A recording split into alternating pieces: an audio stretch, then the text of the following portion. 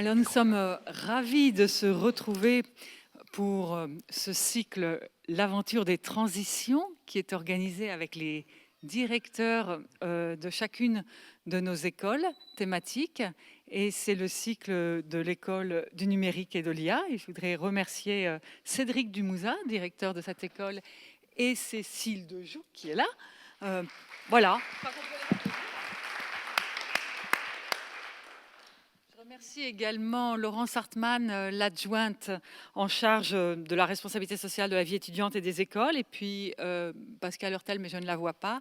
Vous voyez, c'est un travail très collectif, et France Oda, que vous avez vu à l'entrée, qui vous a accueilli et qui aussi est à l'origine de ce beau programme.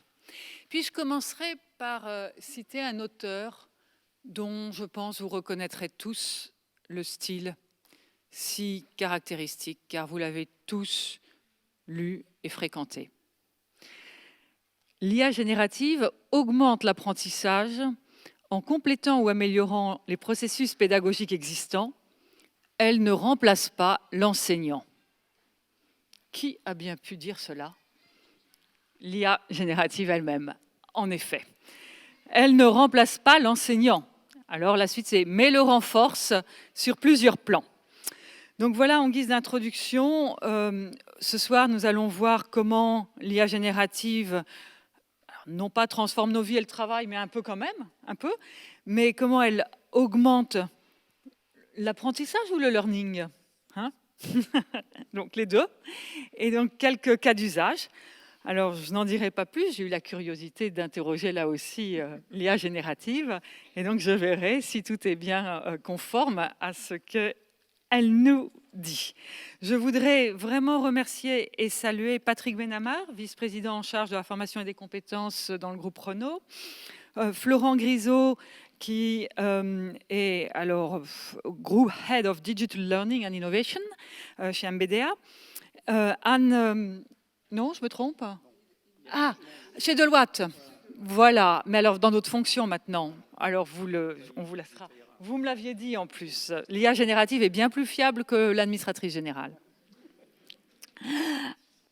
Anne Greshbin, qui est Senior Advisor Innovation RH chez Air France. Et enfin, Jean Rochoulier, Head of Operations du groupe Safran. Voilà. Et place maintenant bien, à cette belle conférence. Et encore une fois, tous mes remerciements.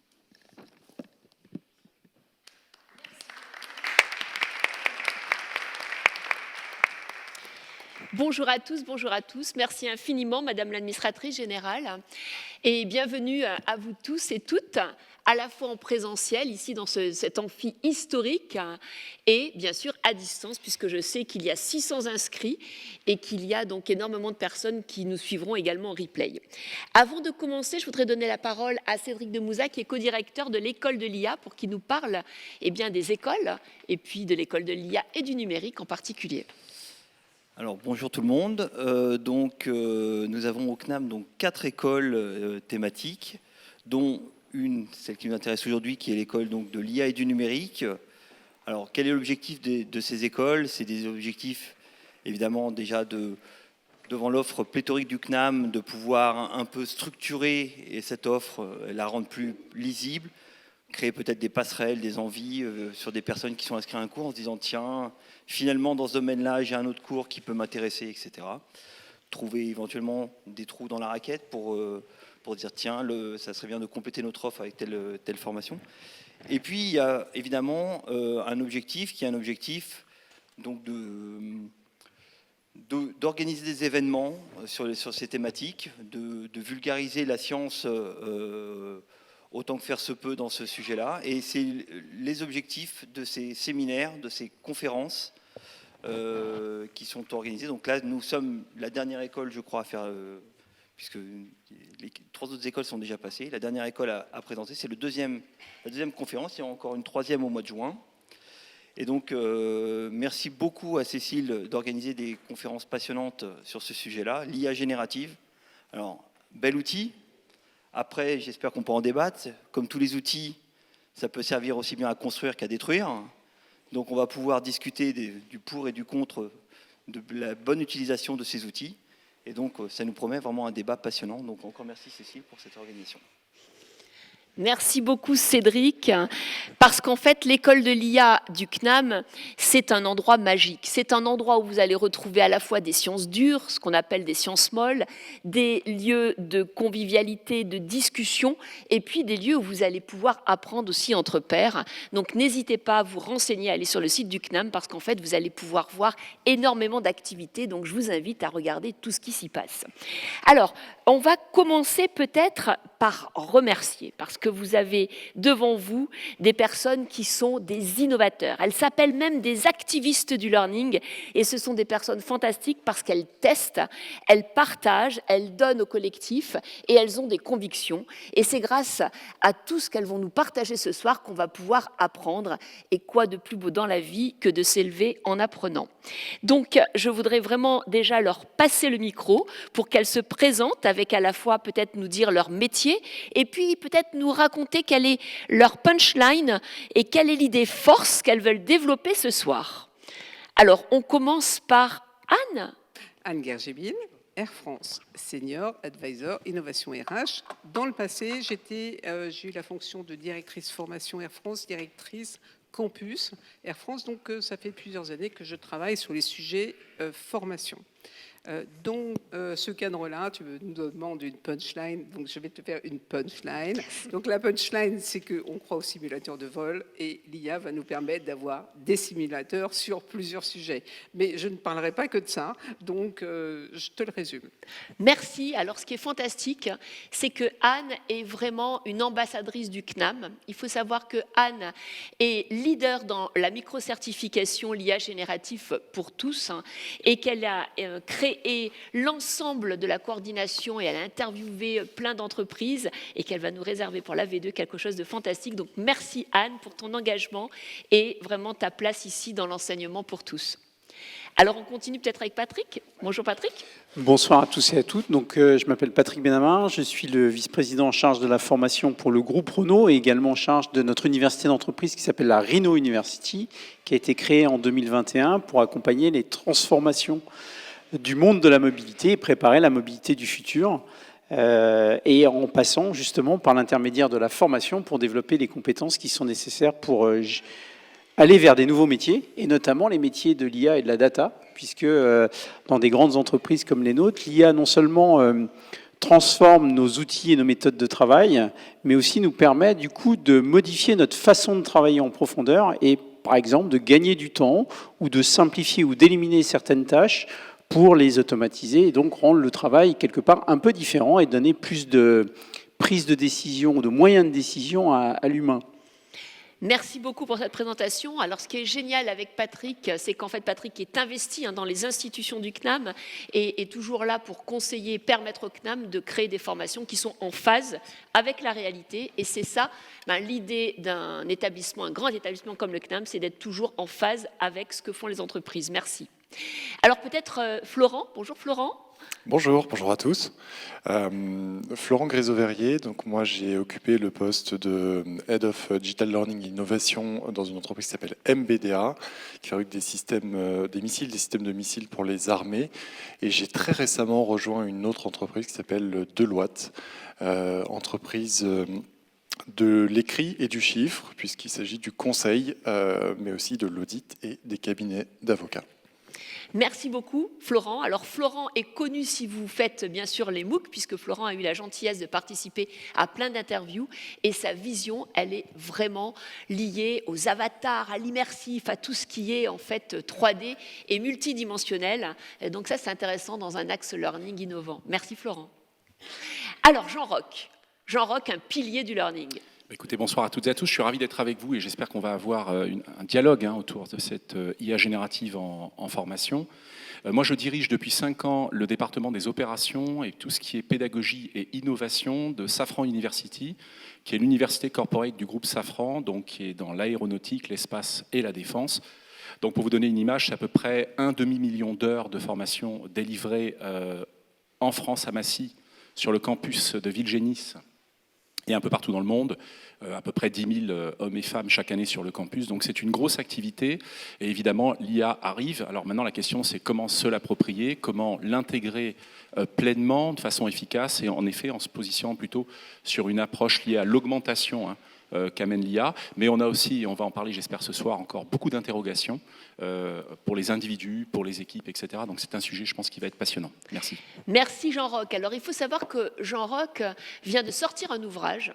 Alors j'ose le citer parce qu'il est quand même assez innovant en learning. C'est vraiment sur les savoir-faire et les gestes. Peut-être un mot sur l'ouvrage Jean-Roch parce que c'est quand même un sujet assez original.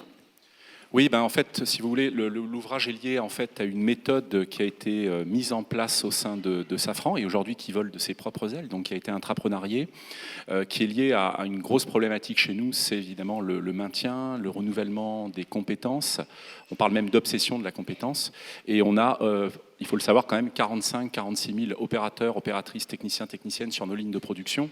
Et la compétence, c'est l'or noir de l'entreprise. Donc c'est une méthode qui permet de capter, de transmettre les savoir-faire, coudre un parachute, préparer une pièce métallique. Et donc dans Safran, pour nos 200 sites de production, évidemment, c'est le Graal pour reconnaître aussi les hommes et les femmes qui sont derrière ces gestes métiers. Et puis aussi en faire un patrimoine, quelque part, de l'entreprise, et même plus avant, national. Au sens vraiment ce capital immatériel qu'on avait beaucoup de mal à toucher et aujourd'hui on sait expliciter en fait l'implicite et c'est tout l'objet de cette méthode, la méthode Apster. Merci. Donc vous voyez, c'est très important d'allier à la fois le geste et bien sûr l'humanité, l'importance de ce qu'on appelle human in the loop, comment l'humain reste la pièce maîtresse, et puis d'aller vers l'innovation avec tous ces outils qui nous ouvrent des nouvelles fenêtres et vers lesquelles donc on va essayer de comprendre quelles sont les principales clés. Alors, peut-être une première question. Alors surtout, questionnez-vous entre vous. Je vous propose de prendre vos questions à la fin si vous en êtes d'accord. Une première question pour nos speakers. On parle de learning, on parle d'IA générative, mais avant tout cela, quelle est la stratégie? Quels sont les principes? Comment on doit organiser le cadre pour qu'en fait tous les partenaires de l'entreprise aillent dans la même direction? Patrick. Alors, je pense que c'est très intéressant ce que tu dis, parce que quand on parle d'IA générative, en général, on pense à des outils du quotidien. Et en fait, dans la plupart de nos entreprises, l'IA existe depuis très longtemps. On a la chance dans le groupe Renault d'avoir un directeur scientifique qui est assez connu, qui s'appelle Luc Julia, qui dit souvent l'IA, c'est pas une nouveauté, ça fait des années qu'on travaille avec. Et quand vous avez la chance de conduire un véhicule dans lequel il y a des fonctions autonomes, en fait, c'est des technologies d'IA, puisque c'est de la reconnaissance d'images qui permet, avec des techniques de machine learning, de déterminer si ce que vous voyez devant vous, c'est un panneau stop. Et si c'est un panneau stop, c'est un panneau stop, donc la voiture est capable de vous donner une information. Ou si c'est un panneau d'une limitation de vitesse, il est capable de vous donner l'information sur la vitesse à laquelle vous devez rouler. Donc c'est assez intéressant parce que finalement, quand on parle de stratégie d'IA, en fait, la plupart des entreprises utilisent déjà de l'IA, parfois même sans véritablement le savoir, parce que ça peut être intégré dans les produits qu'on a dans nos solutions technologiques.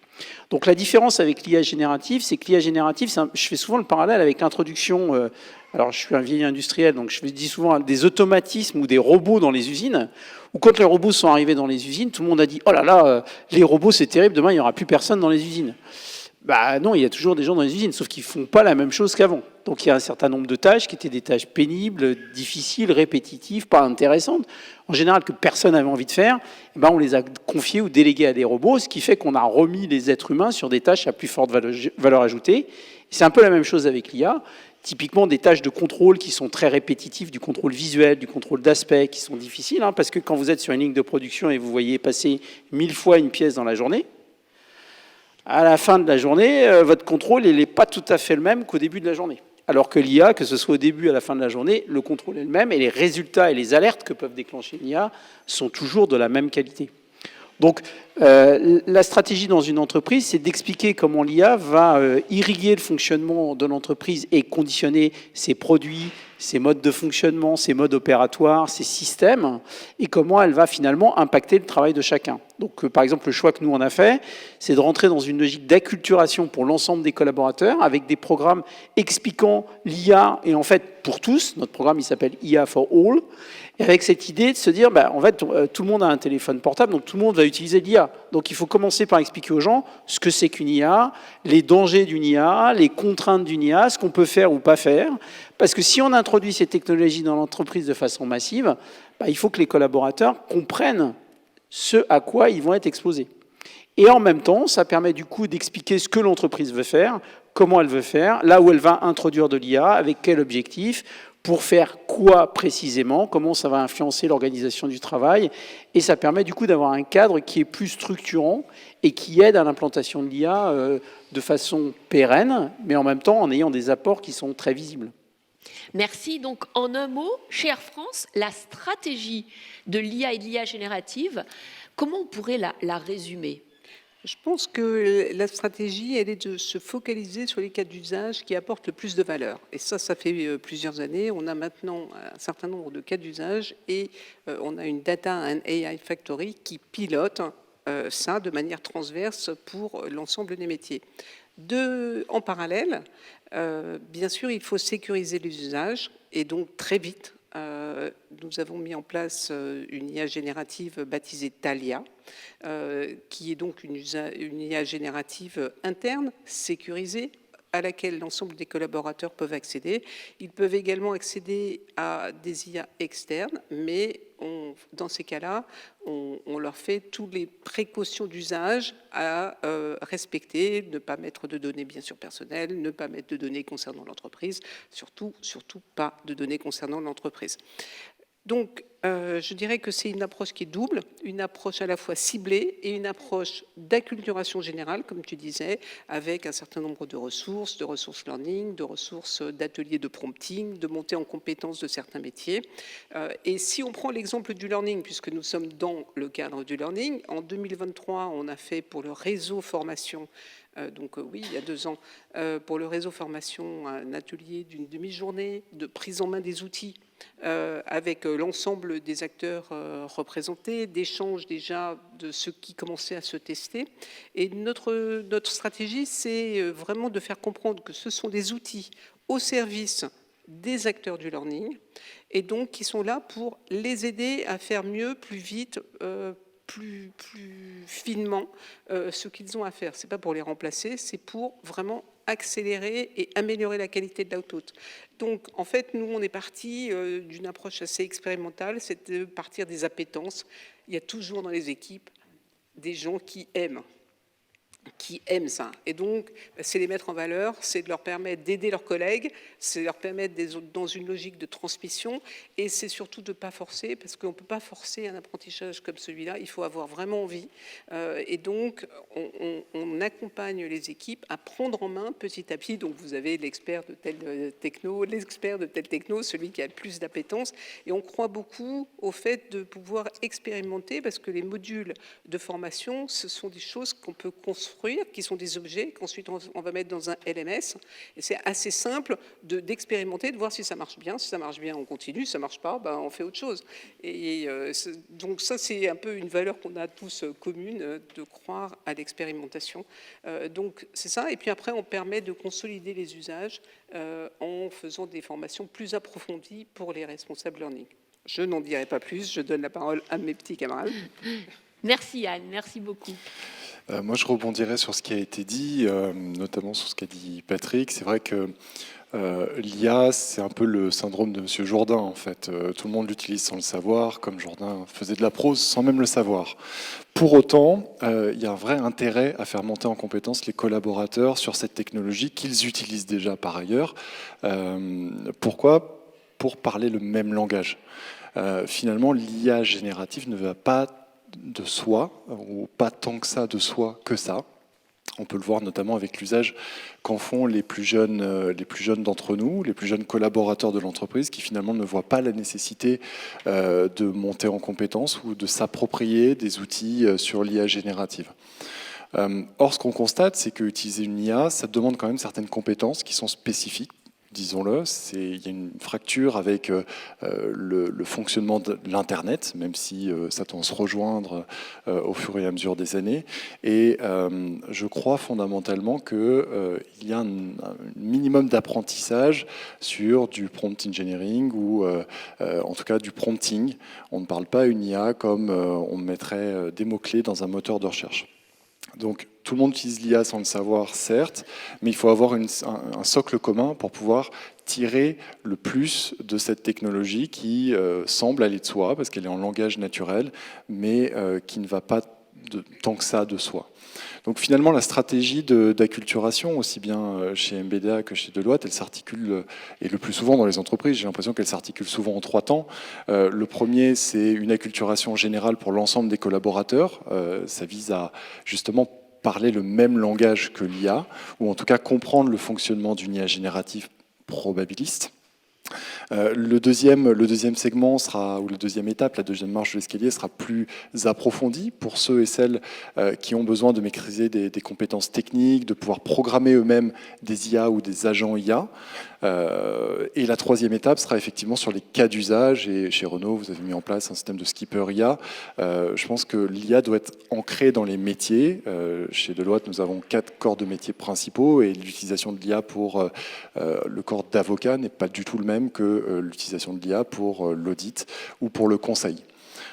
Donc, importance d'être ancré dans les métiers, de parler le même langage et nécessité de monter en compétences pour l'ensemble des acteurs des entreprises, tous secteurs confondus, aussi bien l'industrie que le tertiaire et les services.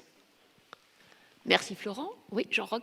Peut-être pour compléter, puisqu'on a beaucoup abordé la partie acculturation, et peut-être aussi un point important par rapport au fameux Big Bang qui a eu lieu, et puis aussi à l'effervescence des approches, l'effervescence des dispositifs. Pour nous, ce qui était important, c'est d'avoir d'abord une stratégie qui contextualise ce que l'on voulait faire pour l'entreprise, comme pour toute d'ailleurs innovation. Il est très important vraiment de la connecter à la réalité et à la maturité entreprise. Donc sans rentrer dans la partie employé et tous les principes d'acculturation qui ont été également lancés chez nous, pour la partie formation, on a travaillé en connectant en fait notre démarche à un socle de compétences, donc ces compétences dont parlait Florent à l'instant, et on a travaillé en 3 temps. Le premier pour nous a été très important pour crédibiliser l'université comme un peu le donneur de ton des approches, c'est que l'université s'est formée en avance de phase, après qu'on se soit d'ailleurs cherché quelques mois en club inter-entreprise. Finalement, pratiquement de novembre 2022, en tout cas pour nous, à septembre 2023, il y a surtout beaucoup de discussions sur ce qu'on allait faire, on ne savait pas trop où on allait. À partir de là, le temps 1 chez nous, pour Safran University, ça a été se former. Alors ce temps-là a été important, il a donné une crédibilité à l'université pour vraiment être le centre d'expertise reconnu sur ce qu'on allait faire et aider les salariés aussi, en tout cas les hommes et les femmes du learning. Vous avez à peu près 1500 transmetteurs de savoir à nos côtés pour savoir par où prendre ce truc-là. Donc se former avec des organismes français mais aussi internationaux, qui certains avaient déjà d'ailleurs beaucoup d'avance, qui ont donné quelque part un niveau de crédibilité à l'université. Le deuxième temps, c'est le temps de la rationalisation. Rationaliser, c'est aussi, dans la contextualisation, raccorder ce qu'on voulait faire à la charte des usages de l'entreprise. Car évidemment, il y a souvent une colonne vertébrale en termes d'utilisation. Il fallait que cette stratégie de déploiement coïncide avec elle. Alors chez Safran, c'est une charte à double détente. On peut utiliser certains outils du marché, mais en limitant la confidentialité des données à ce qu'on appelle du C1. Et on peut évidemment, et Anne parlait tout à l'heure de systèmes sécurisés, comme chez Air France, utiliser des outils sécurisés par la direction groupe et sécurité. Et là, on peut aller sur des confidentialités un peu plus poussées. Donc ce temps de rationalisation, surtout, il est passé par, faire primer les cas d'usage avant le comment. Alors ça, c'est intéressant, puisqu'on en parlait beaucoup en club. Vous avez des milliers d'outils en ligne qui font florès, et beaucoup vont certainement disparaître dans les années à venir. Mais l'approche par cas d'usage est génératrice de sens. Alors ces cas, on les a accrochés, on en parlera tout à l'heure en détail, sur un processus qui est le modèle ADI, que vous connaissez sans doute, qui n'est pas du tout nouveau, mais qui, quelque part, cadence les étapes d'ingénierie de formation, pédagogique, d'animation et d'évaluation, sur lesquelles on a donc d'abord travaillé les cas d'usage, pour ensuite rechercher les outils qui coïncidaient avec le contexte entreprise et la charte entreprise. Et je pense que ça, c'est très important. Donc on a un livre blanc qui est sorti il y a 1 an en ligne, si vous êtes intéressé, qui reprend tous les cas d'usage des 20 groupes réunis, puisqu'on s'est fédérés ensemble pour les identifier, donc tant à l'intérieur qu'à l'extérieur. Et ça, je pense que cette période de rationalisation, elle a compté très fortement, en tout cas chez Safran, et elle a donné naissance à Découvrir et pratiquer l'IA générative en formation, qui est destinée à ces 1500 personnes pour leur donner les clés et les outils que l'université a présélectionnés pour elles. Et puis, il ne faut pas l'oublier, ça va très vite, et on se reverra dans un an, il y aura encore autre chose. On a lancé un temps 3 qui, on pourrait appeler, et se maintenir quelque part en termes de tendance. Et pour cela, nous avons lancé une cellule dynamique de veille, interentreprise, à l'arrière, qui va nous permettre de garder la longueur d'avance dont on a tant besoin. Elle fête sa première bougie, là, en ce moment même, sa première année. Elle va se maintenir, et se développer. Et donc ça, c'est pour nous très important, parce que la cellule, quelque part, c'est un peu le veilleur éveillé, elle est derrière nous, et elle permet de maintenir à flot ce que nous racontons à l'intérieur de l'entreprise. Voilà donc 3 temps de déploiement de stratégie de l'IA chez Safran pour le learning. Merci beaucoup à vous 4 sur cette première question. Alors comme vous savez, j'adore synthétiser, donc je ne vais pas demander à ChatGPT, je vais le faire parce que c'est ma spécialité. Si on reprend tout ce que vous avez dit, il y a 4 idées clés. Il n'y en a pas 3, il y en a 4, parce qu'ils sont très bavards et ils ont plein d'idées. La première idée, c'est que lorsqu'on veut mettre en place une stratégie d'IA et d'IA générative, il faut un cadre. Et ce cadre, il est matérialisé par une charte, par un comité éthique, par un label, par une certification, par quelque chose qui est à la fois interne et externe et qui permet de crédibiliser, de fédérer et de donner un chemin. Deuxième idée très importante, s'il n'y a pas de bonne data, il n'y aura pas de bonne IA.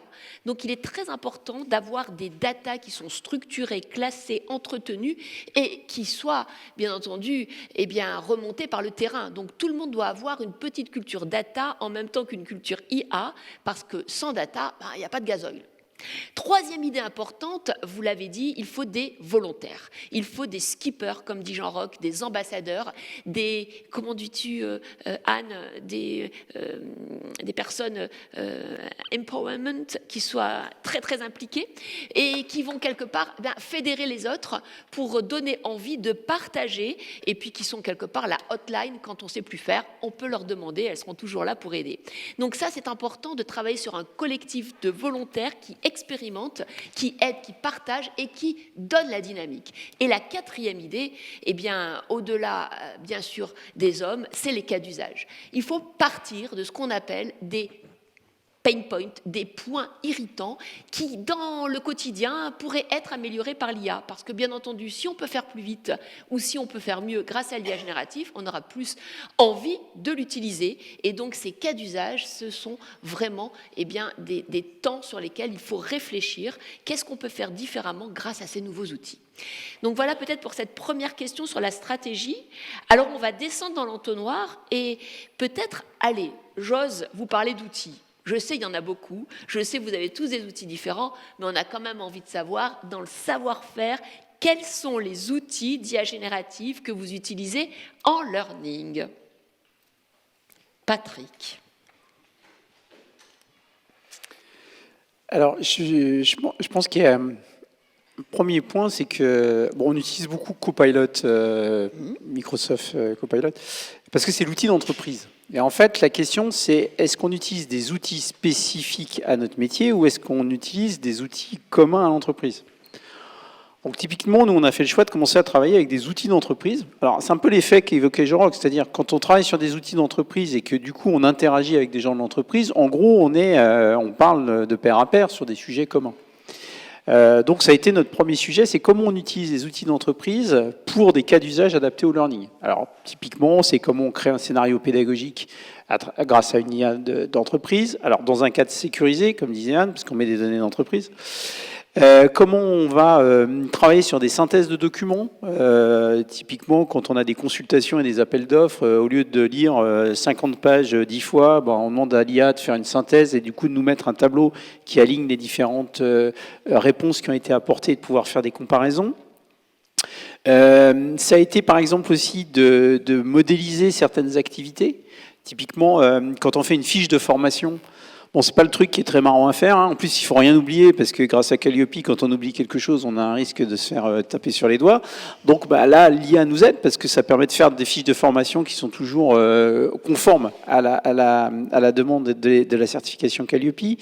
Donc on a vraiment pris des je dirais, des cas, des situations et des activités pour lesquelles on se disait, c'est des trucs qui prennent du temps, on retombe à refaire toujours un peu la même chose. Est-ce qu'on ne pourrait pas finalement utiliser l'IA pour nous permettre de gagner du temps? Alors je reprends l'exemple du scénario pédagogique, c'est hyper intéressant.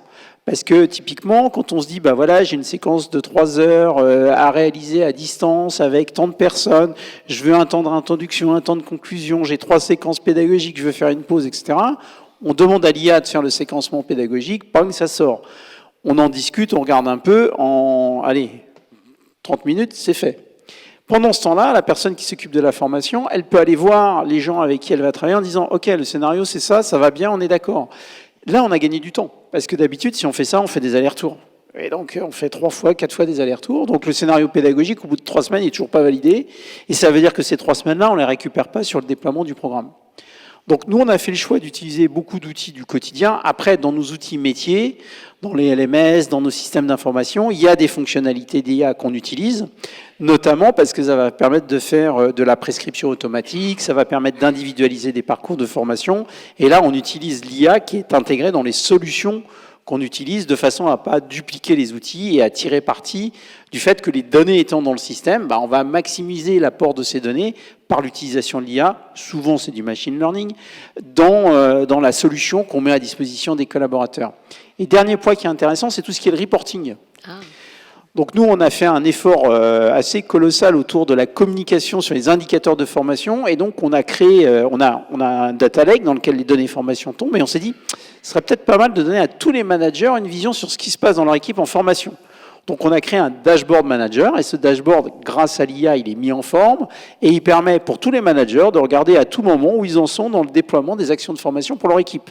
Donc ça veut dire, je sais qui a été formé à quoi, je sais qui est inscrit à quoi, je sais qui n'a pas été à quoi, et donc ça nous permet d'avoir une animation qui est beaucoup plus fluide, parce que quand on parle à un manager, en fait, il n'a pas à aller chercher la donnée dans 35 systèmes, il va à un endroit, il visualise, et du coup, il passe du temps avec son équipe pour dire, tiens, Anne, tu étais inscrite sur la formation IA la semaine dernière, c'était bien, ça t'a plu, tu voudrais peut-être en réunion d'équipe en parler un peu avec les autres pour savoir s'il n'y a pas des volontaires qui pourraient aussi être intéressés pour nous aider à essayer de développer des cas d'usage. Ça crée un dialogue qui est très différent.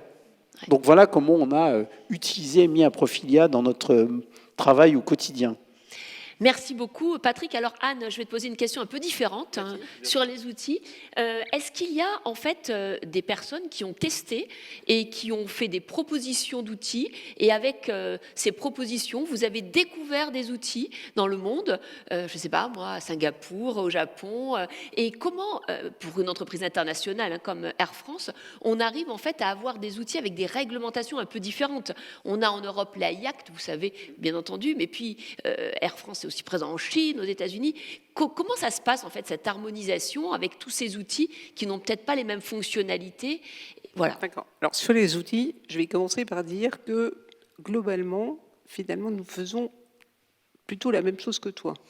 C'est-à-dire qu'on s'est d'abord basé sur les outils maison. Et donc, en l'occurrence, on a un outil qui s'appelle Thalia, comme je vous le disais tout à l'heure. Et donc, les ingénieurs pédagogiques et les learning managers s'emparent en fait de cet outil pour leurs principaux usages, et ça leur fait gagner du temps. Après, là, on va avoir bientôt un outil que beaucoup de personnes utilisent quand ils font de la conception de modules e-learning ou de modules digitaux, à savoir Articulate, tout simplement.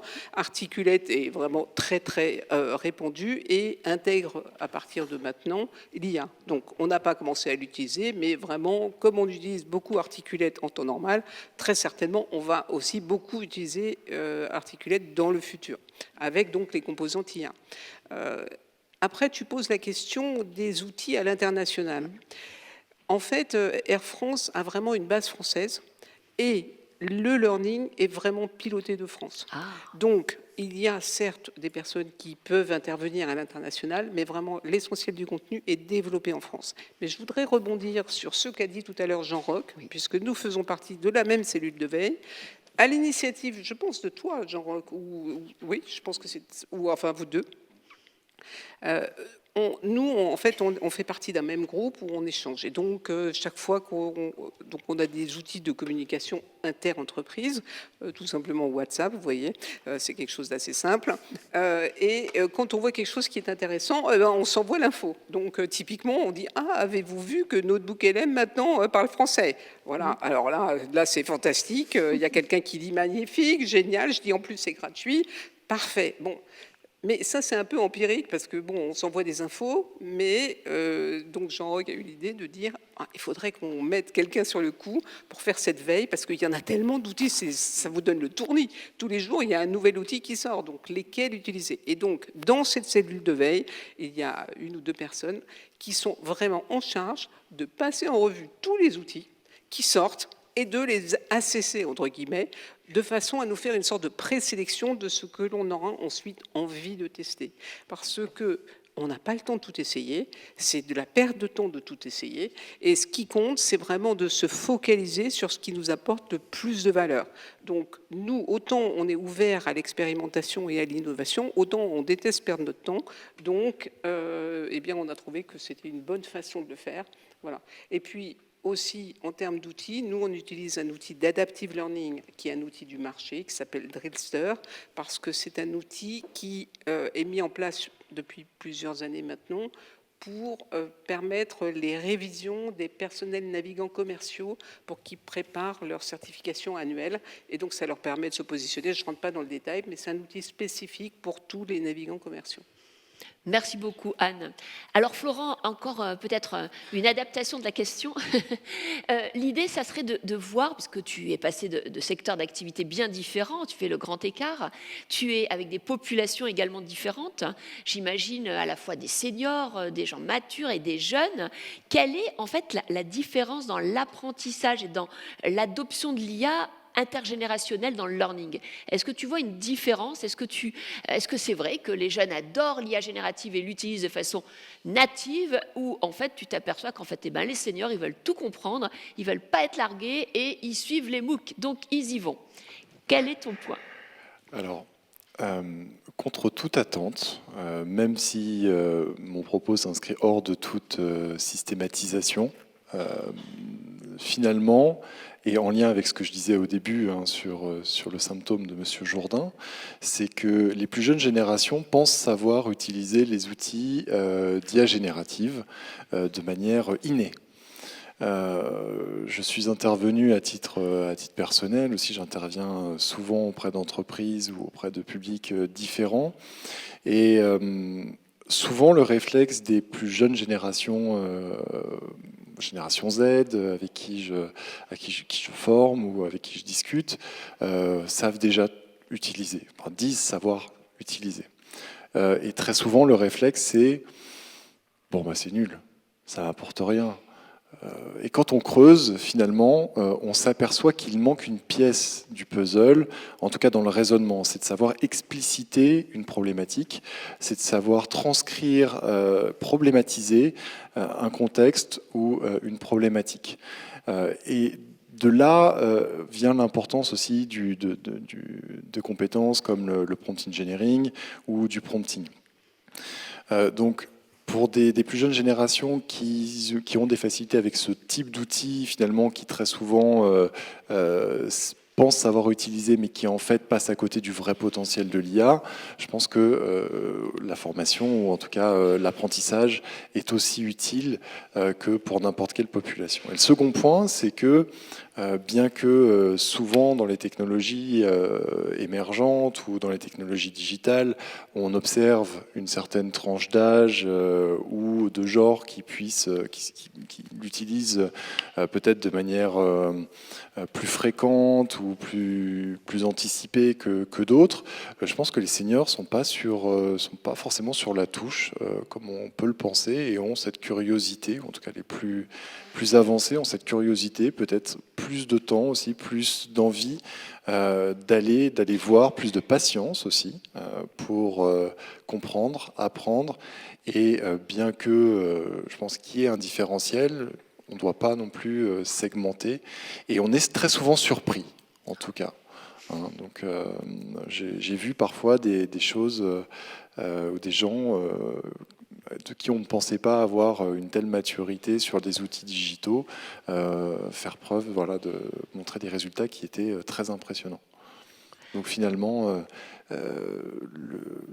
l'âge n'a rien à voir avec la maîtrise des outils, en tout cas de l'IA générative, parce qu'on est en langage naturel et donc disponible à tous du moment qu'on sait utiliser, qu'on sait problématiser, on sait poser un problème et un contexte. Que de l'espoir, c'est génial. Alors Jean-Roch, une question. Tu adores l'innovation, tu adores faire de la veille, tu crées des matrices, c'est fantastique. Est-ce que l'IA génératrice peut nous aider à faire de la veille?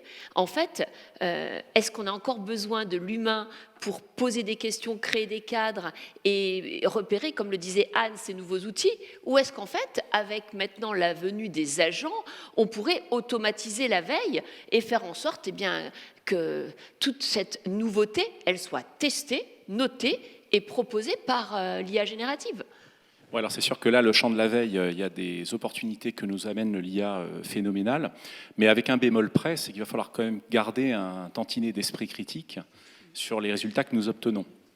Alors c'est certain que typiquement en termes de rédaction de textes, d'articles, moi je m'en sers beaucoup en ce que j'appelle en delta mode. C'est-à-dire que l'idée est plutôt de voir si avant de rédiger quelque chose, je n'ai pas loupé une idée, une dimension qui pourrait rentrer dans la charpente de l'article. Mais en aucun cas de prendre le résultat, ce qui en soi ne m'intéresse pas, au sens prendre ce texte pour dit et l'injecter dans un article. Parce qu'il y a quand même aussi l'idée, on en parlera peut-être tout à l'heure sur les garde-fous, que écrire, c'est aussi faire un effort. Donc sur la veille, oui, évidemment c'est un instrument extraordinaire, mais pour l'utiliser dans pas mal de sujets, et pas qu'en learning, je fais de l'entomologie, je l'utilise aussi en entomologie, je vois bien que l'IA dit encore beaucoup d'âneries, beaucoup d'inexactitudes d'ailleurs. Donc il va falloir, et on en reparlera aussi, mais il faut une bonne dose d'esprit critique. Donc l'IA, le veilleur éveillé égale IA n'est pas encore totalement né. Et puis la veille prend aussi des dimensions qui peuvent être très humaines. Lorsqu'on se réunit en club, on n'a pas besoin de l'IA pour faire de la veille. Donc je pense qu'il faut la ramener à sa place. C'est-à-dire c'est un ingrédient parmi d'autres, mais c'est certainement pas une fin en soi. Ah, Anne, tu veux rajouter quelque chose? Je me permets de ne pas Oui, être bien sûr. totalement d'accord. Je pense que quand tu utilises par exemple ChatGPT, recherche approfondie, la qualité des résultats en veille est nettement meilleure. Et moi, je n'ai pas vu beaucoup d'hallucinations, alors que vraiment, si tu n'utilises pas cette fonctionnalité, tu as des hallucinations. Donc moi, personnellement, j'ai commencé à l'utiliser pour de la veille, mais en recherche approfondie.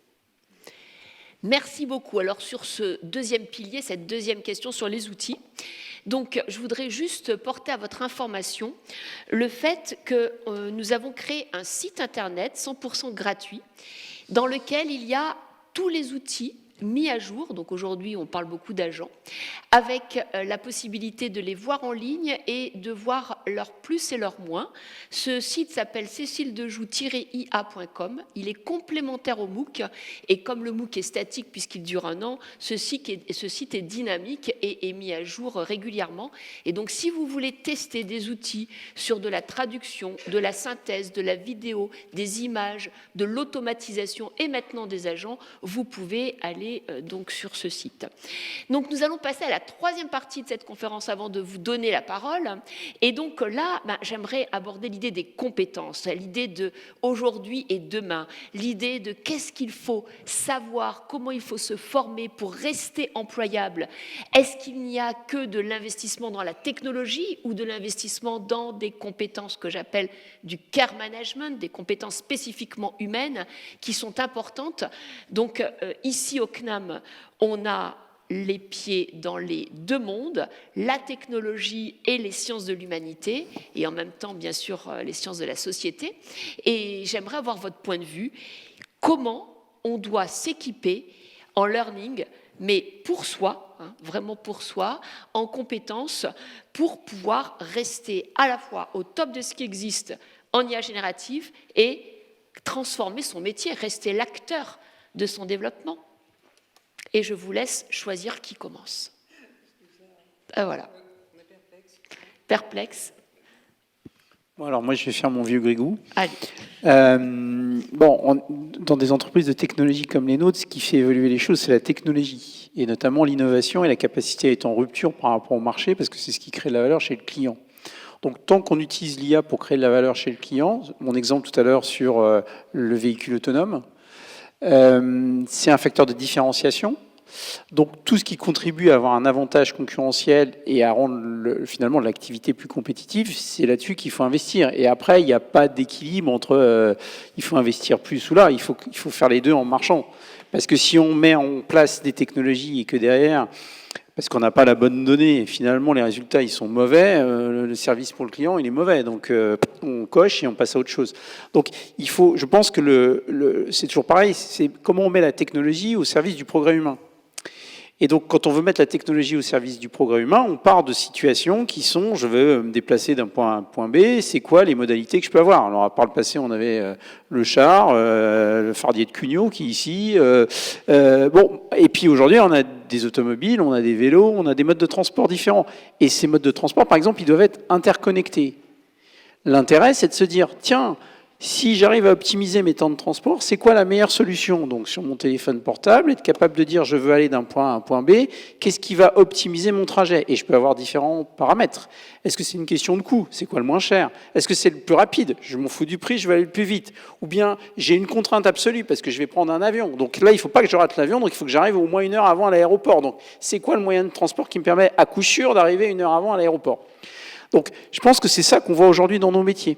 C'est-à-dire qu'on regarde comment le métier, le produit, la technologie qu'on vend évolue. Et à l'intérieur de ça, c'est quoi l'apport de l'intelligence artificielle? Et j'insiste aussi, là aussi, deuxième truc sur lequel je suis obsédé, la qualité de la donnée. Parce que, par exemple, je vais vous donner un exemple qui va vous faire peut-être un peu sourire, mais je reçois obstinément d'un de nos concurrents des notifications sur mon téléphone pour me dire qu'il faut que j'aille faire réviser ma voiture chez lui. Sauf que je n'ai pas de voiture de cette marque-là. En plus, c'est un concurrent direct, je ne citerai pas. Mais il m'envoie des messages pour me dire qu'il faut que j'aille faire réviser ma voiture. Parce que le numéro de téléphone qu'ils ont, il est faux, ils se sont trompés. Mais ça dure depuis des années. Donc à chaque fois, je leur écris en disant « Votre numéro de téléphone, dans les bases, il n'est pas bon, il faudrait peut-être le changer. » Donc rien qu'un truc comme ça, ça détruit tous les efforts et tous les investissements qu'on peut faire. Donc d'où l'intérêt aussi pour nous d'avoir des collaborateurs qui connaissent les ordres de grandeur, qui savent mesurer sur ce qui est fait, donc il y a une capacité de contrôle, d'analyse, de prise de décision, parce que ce que nous permet notamment l'IA et la massification des données, c'est d'avoir de la prise de décision guidée. Et je vais prendre mon exemple favori. Aujourd'hui, dans toutes les usines, on a de l'IA. Pourquoi? Parce qu'on veut mesurer la capacité qu'on a à faire tourner nos équipements industriels le plus longtemps possible, parce que c'est ça qui amène de la rentabilité. Et donc, on veut éviter des pannes. Et comment on évite des pannes? Souvent, en mettant des capteurs autour de la machine qui permettent de capter des paramètres qui sont l'humidité, les vibrations, le bruit, qui permettent de dire « Tiens, la machine, elle commence à faire un bruit bizarre. C'est peut-être parce qu'il va y avoir une panne dans 15 jours. » Donc, plutôt que d'arrêter la machine, on va aller changer la pièce en avance, on va faire une intervention qui va nous permettre de continuer à produire et donc de ne pas arrêter la machine. Et puis, by the way, si ce bruit-là, on l'a entendu dans une usine qui est en Inde, il faut peut-être prévenir tous ceux qui ont ce type de machine dans le monde que s'ils entendent ce bruit-là, alerte rouge, il faut aller vérifier la machine. Ça, typiquement, c'est ce qui permet au travail des maintenanciers d'être plus intéressant, parce qu'avant, les maintenanciers ils couraient en urgence quand la machine était en panne, et puis chaque minute d'arrêt machine, on leur disait « ça coûte 100 000 €, donc dépêche-toi mon gars ». Alors que là, ils font plus de maintenance préventive, et donc on est plus dans une logique d'entretien et d'optimisation de notre outil que de réaction et d'hyper-réaction dans un contexte de crise. Et ça change aussi la nature du travail. Donc par exemple, un maintenancier, aujourd'hui, il ne fait pas le même boulot qu'il y a 20 ans. Moi, il y a 20 ans, mes maintenanciers ils étaient tout le temps sur la route à courir d'une usine à une autre pour arrêter le feu. Aujourd'hui, ils sont souvent dans un centre d'expertise technique et ils renseignent les gens à distance en disant « Ok, si tu entends ce bruit-là, tu vas me commander telle pièce, on va planifier l'intervention et on vient dans 8 jours poser la pièce. Voire même, tu vas poser toi-même la pièce et moi, à distance, je vais te guider pour te dire ce que tu dois faire. » C'est pas le même contexte de travail. Donc je disais tout à l'heure, ça change nos outils, nos méthodes de travail, et ça change aussi nos façons de travailler. Merci, merci. Merci Patrick. quel angle? Alors, comme vous voulez. Hein, c'est... Alors moi, je vais prendre l'angle des compétences des équipes learning, Oui. puisque ça fait partie de ta Bien sûr. question. Je pense qu'il ne faut pas être obsédé par l'IA. On est certes sur un sujet IA générative et le learning, mais il ne faut pas être obsédé. Il y a la majorité des compétences qui restent stables. Définir une stratégie learning, écouter le business, comprendre quelles sont les problématiques, reformuler les plans de formation, identifier les outils pertinents, sélectionner les outils pertinents, évaluer les formations. C'est des mécanismes qui sont stables. Que change l'IA? L'IA va changer, peut-être permettre d'accélérer certaines choses, permettre de faire des choses qu'on ne pouvait pas faire avant, permettre d'avoir des outils pédagogiques qui sont plus attractifs, plus sympathiques, plus interactifs, peut-être plus actifs, qui activent plus l'apprentissage. C'est tout. Donc, ne soyons pas obsédés par l'IA. L'IA, c'est bien. Je suis une fervente enthousiaste des capacités que ça nous donne, mais on reste aux commandes. On reste aux commandes de très très loin. Et donc, il faut juste être en position, je pense, ça c'est très important, de rester en position de veille pour ne pas louper des opportunités et pour ne pas continuer à faire comme avant quelque chose qu'on pourrait faire beaucoup mieux, beaucoup plus vite, moins cher et de manière plus interactive. C'est ça, je pense que l'enjeu, il est là. C'est un enjeu d'augmentation de la fonction learning qui a déjà beaucoup bougé, qui a acquis des compétences de marketing interne, qui a acquis un certain nombre d'autres compétences. Là maintenant, c'est une compétence supplémentaire qu'elle doit acquérir, mais je pense qu'elle a déjà énormément évolué, et donc c'est juste une brique de plus. Mais qui est une brique qui va très très vite, et donc ça nous renvoie au sujet de continuer à suivre les innovations pour être capable eh bien d'avoir le meilleur mix efficacité par rapport aux enjeux du business. Mais on part jamais de l'outil, on part du problème à résoudre et on essaie de trouver la meilleure solution. Merci Anne. Oui, alors Florent, peut-être, excellent. Oui, pour continuer, parce que 100% d'accord avec ce que tu dis, Anne, et prolonger ou illustrer, cette réflexion finalement sur les transformations du learning, il faut bien se méfier du fantasme qui vise à dire finalement l'IA va nous remplacer. Qui est en fait une croyance qui sous-tend le raisonnement sur les compétences en learning, comme quoi finalement une équipe learning ne pourrait être résumée que par une IA surpuissante ou une armée d'agents surpuissants. C'est une crainte qu'on retrouve dans d'autres métiers. Qui est nourri d'ailleurs par la tech. Et, notamment, j'ai lu il y a quelques jours une nouvelle comme quoi une nouvelle entreprise de consulting avait été créée par une grande marque sans employés avec une seule IA. Et qu'elle serait bien plus efficace, bien sûr, que la plupart des entreprises. C'est nourri aussi par les discours du CEO, par exemple, de NVIDIA, hein, qui nous a dit il y a 1 an et demi ou 2 ans qu'apprendre à coder, finalement, n'était plus utile, puisque l'IA code effectivement bien, et c'est vrai qu'elle le fait. Et aujourd'hui, je pense que les compétences comme le code, ou en tout cas les métiers du chiffre et de l'écrit, vont être accélérés, et la productivité, en tout cas l'efficacité de ceux qui savent utiliser correctement l'IA va être augmentée par ces outils-là, mais ceux qui les utilisent ne vont pas être remplacés. On le voit en learning aussi, j'ajouterais un point d'illustration, quand on avait fait des tests et des cas d'usage sur les outils, effectivement ça permet de créer des outils, en tout cas des formats de formation plus engageants. Nous avions créé chez MBDA avec l'équipe Learning des modules de formation en environnement 360 degrés qui reproduisaient un environnement industriel finalement pour répondre à une problématique qui était réelle d'impossibilité de la captation dans un environnement de production dans la défense, ou alors la constatation du raccourcissement de temps de production d'un dispositif de 3 mois à 3 semaines. si et seulement si l'ingénieur pédagogique qui reste à la base de tout, et tu l'as rappelé, sait utiliser ces outils, mais c'est aussi les mélanger, parce qu'il n'y a pas qu'une seule outil qui ferait tout. Et je pense que c'est encore une croyance assez répandue. Il y a un panachage d'outils, on utilise des outils des IA générales, type ChatGPT, mais aussi des outils spécialistes qui peuvent générer du son, qui peuvent générer de l'avatar, qui peuvent générer de l'image. Et tout l'art ou tout le talent, toutes les compétences finalement qui vont enrichir la boîte à outils de l'ingénieur pédagogique ou du chef de projet formation sera de savoir quel outil, de savoir comment les mélanger, savoir critiquer les résultats des IA pour en faire quelque chose de cohérent, de plus engageant pour les collaborateurs. Peut-être pour compléter, donc je pense que moi je vois deux versants pour ce qui concerne les compétences. Il y a ce versant technologique qui, c'est vrai, très régulièrement tend souvent à l'emporter un peu trop, mais sur lequel évidemment il faut développer un certain nombre de compétences, la capacité d'appropriation par exemple des nouveaux outils, pour être capable d'utiliser tout ça. Mais à mon avis, toujours en ayant quand même le sens qui prime sur ces fameux outils, ce qui aide beaucoup à faire le tri, on le disait tout à l'heure, et à ne pas se perdre dans la jungle des possibilités. Et puis pour nous, formation, revenir aussi aux basiques de la pédagogie quand même, de l'andragogie, ou de ce qu'on appellerait le processus d'apprentissage avec Philippe Carré. Donc ça, moi, ça me semble très important, surtout de revenir aussi à ces éléments-là. L'autre versant, c'est le nôtre finalement, c'est comment se positionner par rapport à ça.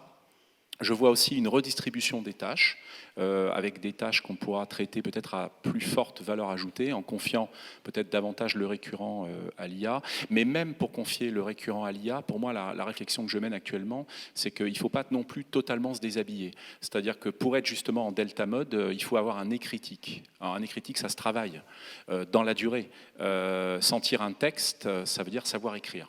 Sentir un ordre de grandeur en mathématiques, ça veut dire avoir calculé une fois à la main. Et donc ça va être un élément important, sans faire de discours rétrograde vis-à-vis des anciens qui, eux, ont vu l'avant. Les nouveaux ont intérêt aussi à le voir. Parce que sinon, ils vont perdre, ce que moi je suis très attaché à ça, perdre leur libre arbitre quelque part. Et je rajoute deux notions sur lesquelles on travaille en ce moment. Il y a la notion de conservation de l'effort, qui est un point qui reste ouvert pour moi, mais qui me questionne énormément. Écrire un texte, c'est faire un effort. Or, on sait que les savoirs internalisés passent par un travail d'effort. Pour que ça rentre, il faut faire un effort. Si vous connaissez le concept d'apprenance de Philippe Carré, il y a plusieurs dimensions à l'apprenance, mais il y a la notion d'effort. Ça, c'est un point qui me taraude et c'est pas réglé, mais voilà, est-ce que ça, on l'aura encore demain? Si on cède aux sirènes de la facilité, si vous prenez le navigateur dans la voiture, qui sait encore lire une carte actuellement? Même les anciens ont peut-être oublié. Donc ça, c'est vraiment une question qui me taraude beaucoup. Je n'ai pas la réponse, mais j'ai un garde-fou, je pense qu'il faut maîtriser les bases. Et le dernier temps aussi qui est important, parce qu'on a aussi un sentiment de facilité, c'est la notion de temps long, qui tend à malheureusement tirer sa révérence, mais qui est tellement important, parce que l'IA va donner un sentiment de facilité évidemment aux entreprises qui vont vite s'en emparer.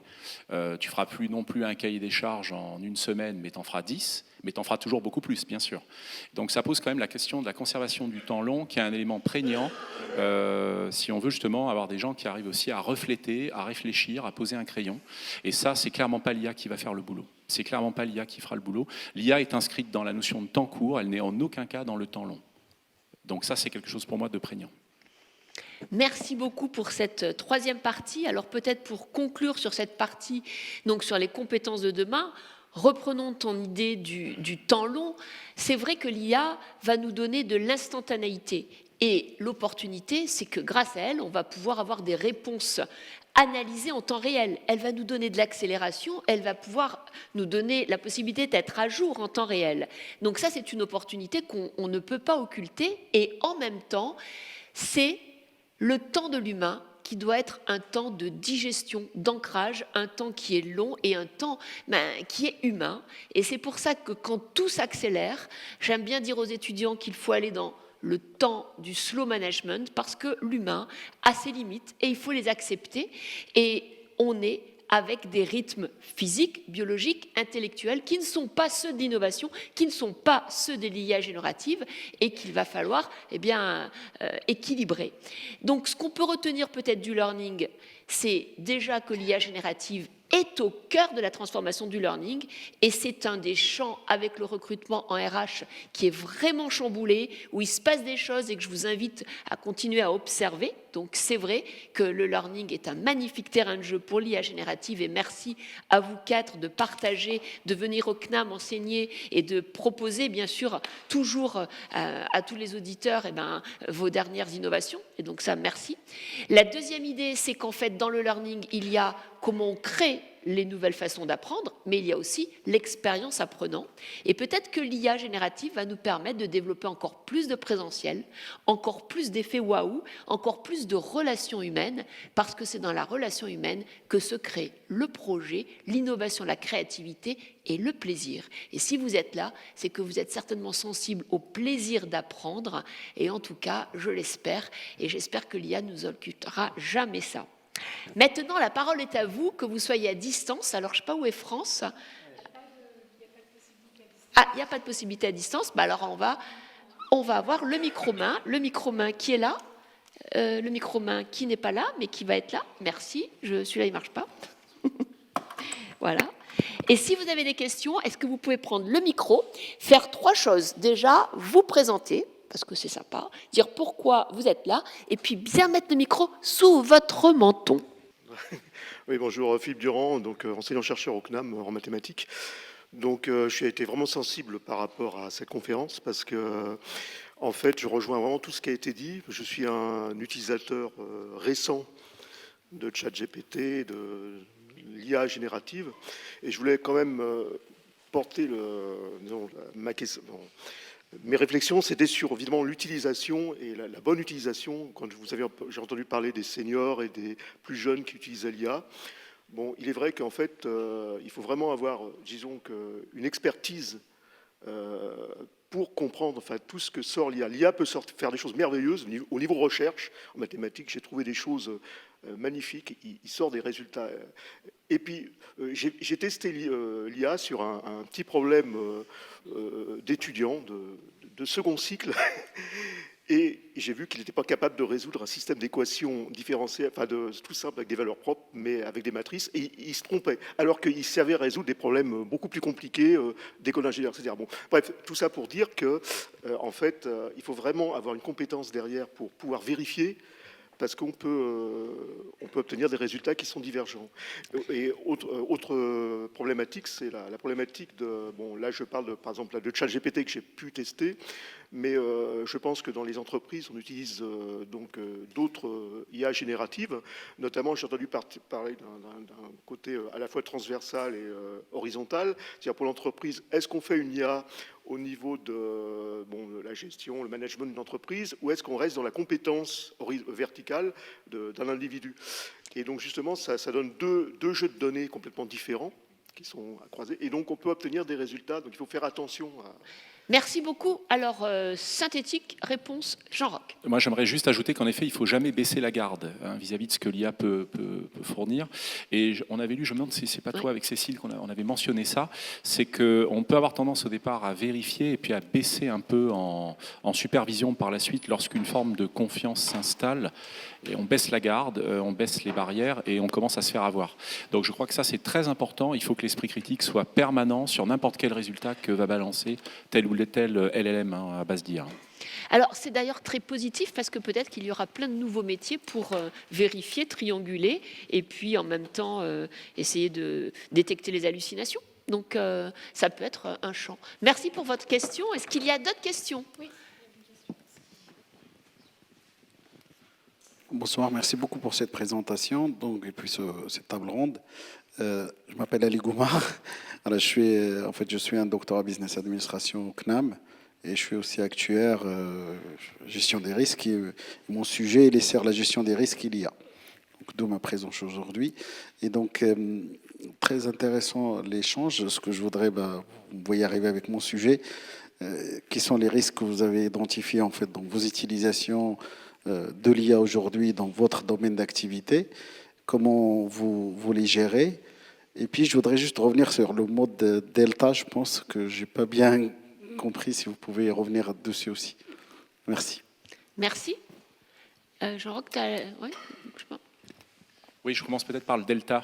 C'est simplement de dire qu'en termes d'écriture, moi je l'utilise beaucoup à titre inspirationnel. C'est-à-dire je vais regarder s'il n'y a pas un thème que j'aurais omis de traiter dans un travail rédactionnel à venir.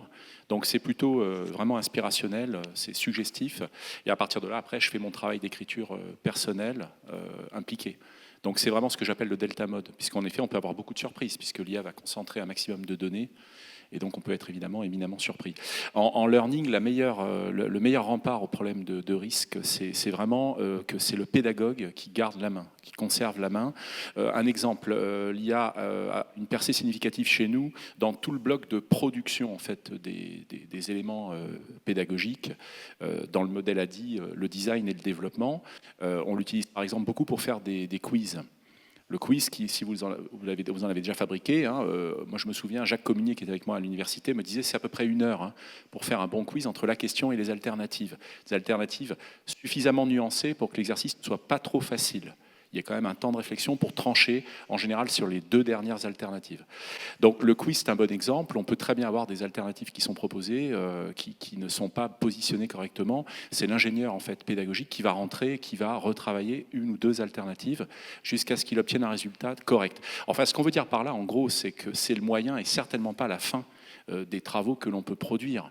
C'est plutôt inspirationnel. Et je ne sais pas si vous lisez, Philippe Zilberzan disait qu'en effet, les hyperactifs seront encore plus hyperactifs dans l'augmentation et les passifs ou les paresseux encore plus paresseux. Moi, je prends le camp des hyperactifs, clairement. Mais je garde la main sur ce que je fabrique. Merci, merci. Alors, une autre question. Oui, mesdames. Alors. Alors, on fait passer le micro, voilà. Merci, voilà. Levez la main, la personne qui voilà, c'est le monsieur derrière, c'est ça? D'accord. Merci. Moi, je m'appelle Patrick Carpentier, je suis retraité et je suis ici parce que j'ai un projet personnel, professionnel, si j'y arrive, dans le domaine de l'IA. C'était dans la formation et puis j'ai abandonné parce que j'ai viré vers le management et le marketing parce que je crois qu'il n'y a pas beaucoup d'argent à gagner dans la formation, au niveau de l'éducation nationale. Donc, quelle est votre question? Focus. Oui. Votre question, monsieur. Ma question s'adresse aux industriels. Il y en a au moins 3 ici. On sait que dans les médias, dans les prestations courantes, les industriels français actuellement se disent en difficulté de recrutement. Et donc, et j'en ai entendu plusieurs le dire, et notamment dans les industries mécaniques. Bon, donc je voudrais savoir, est-ce que la formation avec l'IA pourrait résoudre en partie ce problème? Mais je parle de métiers de base, de métiers difficiles, par exemple chaudronnier, par exemple électronicien. Est-ce qu'en 2 ans, on peut, même pas en 1 an, est-ce qu'on peut former, est-ce qu'on gagne en délai et en qualité de formation? Alors, je vais bien répondre parce que c'est un sujet de prédilection. Alors déjà, on n'est pas prêt de remplacer nos tuteurs et nos tutrices sur les lignes de production. C'est quand même la modalité d'apprentissage qui reste impactante. Je vous conseille d'ailleurs le livre de Philippe Carré qui sort donc au mois de juillet sur l'efficacité pédagogique et qui remet un peu les pendules à l'heure. C'est-à-dire sur les fondamentaux de l'apprentissage avant de parler de ce qu'il appelle d'ailleurs les auxiliaires technico-pédagogiques. Vous voyez, il les remet bien à leur place. C'est le digital comme moyen, mais certainement pas la fin. L'IA sur les lignes de production, il y en a déjà. Il y en a par exemple pour vérifier les pièces, etc. Il y a longtemps d'ailleurs qu'elle est là, et bien avant le fameux Big Bang publicitaire. Mais pour autant, elle peut nourrir le processus d'apprentissage, et c'est ce qu'on fait avec la méthode Apster. Il y a déjà l'IA à l'intérieur de la méthode, mais la méthode reste éminemment humaine. C'est une méthode qui remonte au Moyen-Âge, c'est la méthode du compagnonnage. Ainsi sont appelés nos ouvriers et ouvrières. Donc en gros, il est hors de question de mettre de l'IA partout bêtement. Au contraire, on forme de plus en plus de tuteurs et tutrices pour mener ces accompagnements. Et aujourd'hui, les gains sont phénoménaux, mais ils ne sont pas expliqués uniquement, loin s'en faut, par le digital. Ils sont expliqués par une façon d'optimiser le processus tutoral et donc de gagner des heures productives pour nos chaudronniers, nos fraiseurs, nos électromécaniciens, etc. Donc l'IA, là encore, c'est l'IA qui vient augmenter les dispositifs d'apprentissage. Typiquement, pour préparer ou apprendre le geste, on a digitalisé toute cette partie-là. On va dire qu'on passe le code, mais lorsqu'on passe le permis, on passe le permis sur la ligne de production réelle, avec le tuteur ou la tutrice qui va dire « ça y est, c'est bon » sur les runners de la ligne, c'est-à-dire les pièces qui reviennent le plus souvent, l'apprenant ou l'apprenante est opérationnel pour prendre la main sur la ligne. Donc vous voyez, c'est vraiment une combinatoire, mais c'est certainement pas l'IA toute seule. Merci pour votre question. Est-ce qu'il y a une autre question? Ah, pardon. Anne, vas-y. Ah, Anne et Patrick, allez-y. Je pense que, Bien sûr. je pense qu'en fait, la modalité pédagogique principale, c'est ce que nous on appelle le blended learning, c'est-à-dire la combinaison du présentiel, l'hybride, la combinaison du présentiel et du digital. Et donc je parle en notre nom à tous, je pense qu'on est à peu près tous d'accord sur le fait que l'IA va compléter, va permettre d'accélérer certains moments, mais ne remplace pas l'humain. C'est pas possible parce que comment vous avez cet engagement, comment vous avez cette envie, ce plaisir d'apprendre, ça c'est des relations, c'est des équipes, c'est ce que tu décris sur le terrain. Et donc ça c'est absolument fondamental. Si vous voulez vraiment aider quelqu'un à changer, vous avez bien souvent besoin d'un coach, d'un mentor, d'un tuteur, de quelqu'un qui inspire et qui aide à se dépasser.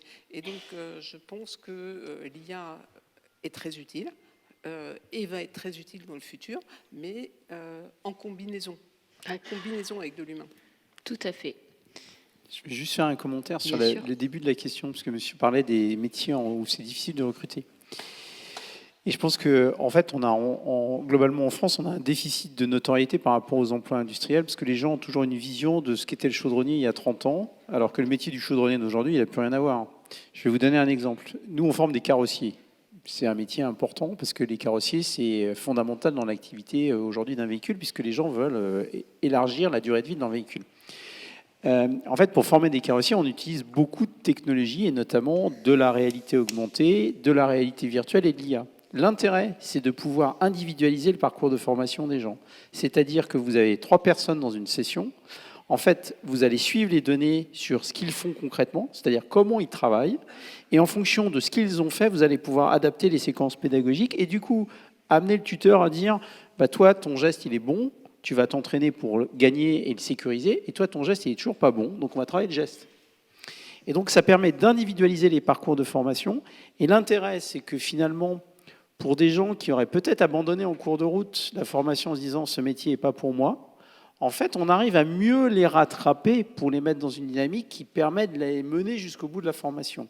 Donc c'est plutôt le côté individualisation, suivi personnalisé, qui fait que donc, dans certains cas, dans une session de formation, il n'y a que 6 participants, justement pour être plus près de chaque participant et être sûr qu'on va au bout. Et donc l'IA est une aide, quelque part, plus qu'une finalité en tant que telle. Parce que finalement, quand il faut apprendre à carrosser, ben, on apprend en faisant des pièces.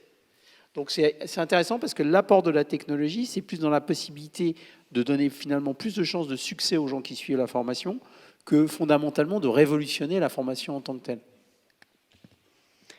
Parfait. Alors, il y a d'autres questions, donc on va encore en prendre quelques-unes. Alors, il y a... Oui ? Oui, monsieur. Ah, c'est un fidèle, donc on peut le dire. Hein, monsieur est fidèle de toutes les conférences depuis des années. À vous la parole. Oui, bonjour messieurs, dames, et je tiens d'abord à vous remercier pour toutes ces informations qui sont très enrichissantes bien sûr. Donc moi je vais me présenter en 2 mots, j'ai fait à la fois médecine, la chirurgie et la gestion d'entreprise, le management. Donc je fais de l'IA un petit peu depuis une année, mais j'essaie, bon, l'application de l'IA à la médecine ça ne va pas vous intéresser, mais je suis un peu isolé en France, je me sens un peu seul à ce niveau-là. Et l'application de l'IA au management, c'est pareil, hein, je vois ça. Alors, moi, je vois l'IA sur le plan pratique. Je vais d'abord dire une chose, je vais faire un premier commentaire, c'est que j'ai l'impression que c'est une bulle, comme la bulle Internet d'il y a 20 ans. C'est-à-dire que ça va exploser, qu'il y a beaucoup de gens actuellement qui vont dans l'IA, on parle beaucoup de l'IA, mais c'est très complexe, et c'est pas si facile que ça de réaliser des agents intelligents. Je vous remercie pour votre approbation, monsieur, mais pour moi, c'est une bulle. Hein. Ce que je voulais dire, c'est que je vois d'abord le militaire avant le civil. Hein. Je vois toujours la descente dans chaque pays, et vous n'avez pas parlé de la compétitivité internationale. Aucun de vous quatre n'a parlé de cette compétitivité par rapport à ce que font les Chinois, les Américains, les Israéliens, etc. dans l'IA. C'est très important quand même sur le plan... Moi, je viens du marketing, je vois ça comme ça. C'était lors de la première table ronde, alors bon. Pardon ? Il faudra regarder le replay de la première table ronde. De la première ? Table ronde. La première table ronde. Mais j'y étais, hein. J'ai pas eu l'impression Ça vous a d'avoir pas- été sensibilisé à ce problème. Monsieur est infidèle, hein, comme je le disais. Oui. Alors la créativité dans On fera l'IA, la c'est très troisième, bien. alors. Je suis très heureux d'avoir entendu parler de la créativité dans l'IA, mais tout ça, de la compétitivité, c'est la créativité est capitale dans l'IA. Le machine learning, c'est très bien. L'IA générative et le learning process, etc. Vous avez beaucoup d'universités. Vous avez 3 universités, d'après ce que j'ai compris. Qu'est-ce qui sort de ces universités sur le plan pratique ? Est-ce que, par exemple, chez Renault, vous avez actuellement un projet pour les véhicules sans pilote? J'en ai pas vu encore. Est-ce que sur le plan militaire, j'ai pas encore vu de chars sans pilote, j'ai pas vu de robots comme les Chinois le font? Je sais pas, moi, Monsieur Safran, est-ce que vous avez quelque chose sur les drones? C'est ça ce que je veux savoir. Monsieur est intéressé par les innovations du futur. Alors, on va Ouais. répondre sur la question du voiture sans pilote. En fait, c'est pas qu'on a décidé de ne pas aller vers la voiture sans pilote, c'est une décision de l'entreprise. Donc, de l'entreprise. Merci pour l'armée française, alors elle n'aura pas de chars sans pilote. Hein. Bah, elle fera peut-être avec quelqu'un d'autre. Peut-être qu'il y aura Safran qui s'intéressera au sujet. En tout cas, ce ne sera pas avec Renault. Par contre, ce qu'on a décidé, c'est de démocratiser dans les véhicules d'entrée de gamme. Donc, quand vous avez une Clio aujourd'hui, vous avez des fonctionnalités de conduite automatisée qui sont de l'intégration de l'IA dans le véhicule. Donc, on a décidé de rendre l'IA accessible dès l'entrée de gamme, plutôt que de le mettre sur du segment de gamme. Aujourd'hui, vous avez une seule marque allemande qui fait des véhicules purement autonomes, avec une technologie française d'ailleurs, parce qu'elle est faite par un équipementier qui s'appelle Valeo. Mais il n'y a pas de marché. Personne ne veut acheter un véhicule qu'on ne conduit pas. Et notamment... Ben non, parce que vous ne pouvez pas conduire un véhicule sur pilote. Il faut des autorisations pour aller sur les routes. Et aujourd'hui, vous n'avez que des segments de route. Ah, mais non, mais je ne vous parle pas de chars sans pilote. On ne vend pas des chars. A bien écouté. Hein, Voilà. il a un calepin. On vend il des a chars notes, roulants, et mais- monsieur prend des notes. Hein, donc, Ouais. En tout cas, merci on vend pas en de chars. tout cas, franchement, je vous invite à la 3e table ronde parce que c'est important que vous soyez là. Et alors, on va continuer parce qu'on a d'autres questions. On va continuer, mais merci en tout cas parce que votre intervention a animé la salle. Et nous avons un quart d'heure. Monsieur, quelle est votre question? Bonjour, moi c'est Monsieur Goraj. J'ai quelques questions par rapport, pour vous spécialement. C'est juste pour savoir, nous on est dans le domaine de service à la personne. Il y a plein de gens qui sont intéressés par cette nouvelle chose qui se passe. Mais comme école, qu'est-ce qu'on peut leur proposer? Comme école, est-ce que vous avez travaillé sur quelque chose pour ce type de personnes qui sont vraiment dans le domaine de service à la personne, dans le truc de personnes âgées, comment leur former dans le métier du futur et tout? Est-ce que par rapport à la CNAM, vous spécifiquement... Alors c'est pour moi, je vais répondre. Ah, c'est pour moi. Oui, Alors nous est-ce avons tout au CNAM. Hein. C'est pas compliqué, c'est l'université de tous les savoirs sauf la médecine. Donc au CNAM, nous avons une chaire, voilà, et il n'y a pas de char non plus. Donc c'est vrai qu'il y a peut-être une opportunité. Mais nous avons une chaire qui est santé au travail. Voilà, santé au travail, où vous avez... Oui, donc attendez, je termine. Alors, dans cette chaire, vous avez des MOOC gratuits qui expliquent justement comment mener en fait des projets avec de l'IA, avec différents types de publics dans le social, dans le médical, etc. Donc, il y a des cours, il y a des MOOC, il y a des micro-certifications, il y a des conférences. Donc, il faut que vous regardiez peut-être sur ce domaine particulier si vous êtes dans le service à la personne. Mais dites-vous qu'en fait, il faut creuser dans le site internet, il faut poser des questions et que vous trouverez. Donc, oh purée, pardon. Tout va bien. Continuons sur les questions. Merci en tout cas pour votre question. Mais on pourra en parler peut-être par mail. Cécile.dejou@lecnam.net. Et oui, et nous allons en prendre que 3, puisqu'il est... voilà, on garde le timing. Alors, 3 questions. Voilà, on y va. Parce que là, voilà. Alors, question. Oui, elles sont où les questions? Bonjour. Merci beaucoup pour votre présentation, pour votre présence. Moi, donc, j'ai un profil assez jeune, donc ça fait quelques années que je suis sur le marché du travail. Moi, je travaille surtout dans le marketing digital et je suis actuellement au CNAM pour une formation numérique et on parle justement des thèmes de l'IA. Donc, je suis vraiment en plein dedans actuellement. J'ai cru comprendre que du coup, pendant la première table ronde, vous aviez parlé donc de la créativité, c'est ça. Moi, après, du coup, ça va rejoindre un petit peu la première table ronde, mais j'ai l'impression quand même qu'avec l'IA, on va avoir un processus de vérification qui va être quand même de plus en plus important. Ça va grandement faciliter, en tout cas, par exemple, la veille. Donc, comme vous parliez, finalement, on pourra faire des documents de veille beaucoup plus facilement, beaucoup plus rapidement. Donc, finalement, est-ce qu'il n'y aura pas une fatigue mentale qui sera quand même, du coup, certaine, parce qu'on sera obligé... toutes les entreprises demandent quand même à ce qu'on travaille de façon plus productive, donc il y aura des documents qui seront plus importants, il y aura un travail de vérification plus important. Est-ce que ça ne va pas justement mener à moins de créativité? Il faut savoir aussi que l'IA, bientôt d'ici 2030, dépassera sûrement l'intelligence humaine. Donc nous, en tant que personnes qui avons des défauts, on ne pourra pas voir autant de façon aussi logique qu'une IA. Beaucoup de questions dans votre réflexion. Est-ce qu'il y aura toujours de la créativité avec l'IA, si on comprend bien votre question? Voilà. Est-ce que l'IA ne va pas dépasser l'intelligence humaine? Donc des vraies questions sur l'apport de l'humain par rapport à l'IA. Alors peut-être... Attends, je peux donner quelques éléments. Oui. D'après une étude que j'ai vue, une IA aurait déjà atteint un QI de 136. Alors, avec toutes les réserves qui vont bien, c'est à peu près plus que 99% des humains. Donc, déjà, semble-t-il, cette IA aurait atteint ce niveau. Donc, est-ce que pour autant l'IA va nous remplacer? Surtout, non, sûrement pas. Après, je vais revenir sur le sujet de la créativité. Je sais que Luc Julien a écrit un livre disant que c'est l'IA générative, mais pas créative.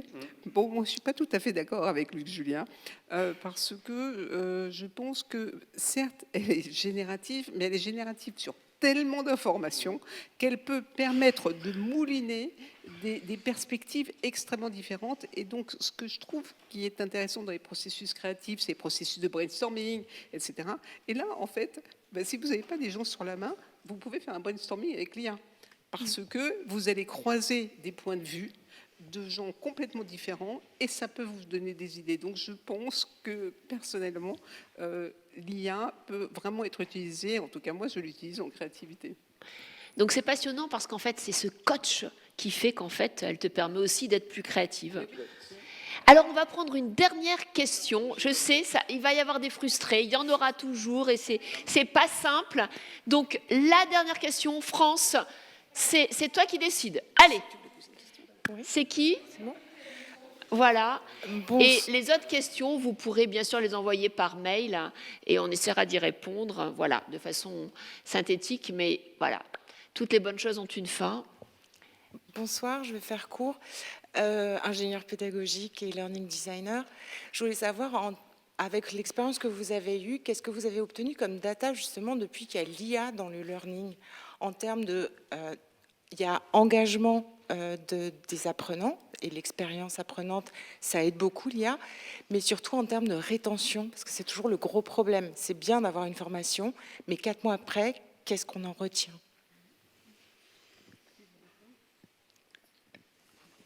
Alors, il y a plusieurs choses. C'est que finalement, l'utilisation de l'IA dans la création de contenu pédagogique, c'est ça la question, est encore très récente et on a assez peu de recul quand on parle de rétention, notamment sur des domaines comme l'industrie, l'aviation. On est sur effectivement du temps long, également en termes d'expérience collaborateur. Je pense que c'est un peu tôt pour voir vraiment la corrélation, s'il en existe une. Ce qu'on peut dire, c'est que ça a permis de créer des formats qui sont plus engageants et donc de retenir l'apprenant plus longtemps dans un contenu de savoir qui lui était délivré, ou en tout cas de le surprendre avec des modalités dont il n'avait pas l'habitude, et donc de créer cet effet un peu waouh dont on pourrait penser que si on utilisait un outil trop fréquemment, je pense notamment aux avatars, l'utiliser trop souvent ou partout, le mettre à toutes les sauces, crée l'effet inverse et opposé, c'est-à-dire une lassitude vis-à-vis d'un format pédagogique. Et je ne pense pas que ça soit ici le propre de l'IA. C'est justement on parlait de créativité, mais la créativité dans les formats, dans le mélange aussi des productions de l'IA qui va créer cet engagement. Et on peut supposer cette rétention à plus long terme des collaborateurs. Et si je peux compléter sur la rétention, justement, j'ai évoqué un outil qu'on utilise pour aider les PNC à réviser en fait, pour leurs examens annuels. Et en fait, cet outil propose des questions en fonction de courbes de rétention. Et donc, au bout de quelques mois, il va renvoyer des questions pour s'assurer que le contenu est toujours mémorisé. Donc, c'est vraiment un outil d'ancrage pour le coup, et un outil de rétention. Et justement, ça permet d'être beaucoup plus focalisé et personnalisé en évitant d'exposer des personnes qui savent déjà un sujet qu'ils maîtrisent, et en revanche, passant plus de temps s'ils ont besoin d'approfondir un sujet. Donc, je pense que l'adaptive learning est vraiment un outil de rétention. Et le sujet, c'est qu'actuellement, on a cet outil-là pour les PNC, mais on ne l'a pas pour toutes les populations. J'espère que dans le futur, en fait, on sera capable de créer nous-mêmes nos propres outils d'adaptive learning, parce que je pense que c'est extrêmement puissant. Si c'était simple à faire, eh bien, je pense qu'on le ferait vraiment volontiers. Et ça répond à cette problématique de la rétention, en fait. Merci beaucoup. Alors, je vais prendre quelques minutes pour conclure avant de donner donc, la parole à l'administratrice générale pour conclure. Donc, peut-être un point. La prochaine conférence, la prochaine table ronde aura lieu en juin. Donc, ça sera sur le sujet de l'IA responsable. Donc, nous aurons donc la chance d'avoir à la fois donc la directrice donc de le comité éthique d'Orange sur l'IA et de la data. Nous aurons donc Monsieur Axel Sipel du Crédit Lyonnais, LCL, et puis 2 professeurs émérites du CNAM qui ont sorti un ouvrage sur l'IA responsable et qui viendront clôturer ce cycle de conférences. Ensuite, si vous voulez aller plus loin, c'est la page publicitaire, parce qu'il en faut quand même une. Vous avez un MOOC qui est gratuit, qui est toujours ouvert. On a dépassé les 34 000 personnes en 6 mois. Donc, j'espère que vous ferez partie des cohortes. Et bien sûr, vous avez une micro-certification dans laquelle je tiens à remercier tous les speakers qui sont présents ici et qui ont, bien sûr, grâce à la coordination d'Anne, participé à cette micro-certification. Au CNAM, vous avez des micro-certifications dans tous les domaines. Je vous invite vraiment à regarder donc, ces nouvelles formules qui sont très valorisé sur LinkedIn et qui montre qu'en fait, on apprend tout le temps, tout au long de la vie. Et ça, c'est très important. Et donc, pour conclure, je voudrais vraiment vous remercier de votre présence à distance, en présentiel, de vos questions. Je voudrais vous remercier, bien sûr, de votre silence et de ne pas avoir sorti les téléphones et d'avoir vécu ce moment humain. Bravo, merci, ça a été spontané. Voilà. 1000 merci à Patrick, à Anne, à Florent, à Jean-Roch d'être toujours présents, d'avoir été si inspirants. Et puis pour conclure, je voudrais laisser la parole à Madame l'administratrice générale avant juste de remercier France, Aurore, Léo et toute l'équipe du CNAM qui a permis d'avoir cette magnifique table ronde. Merci.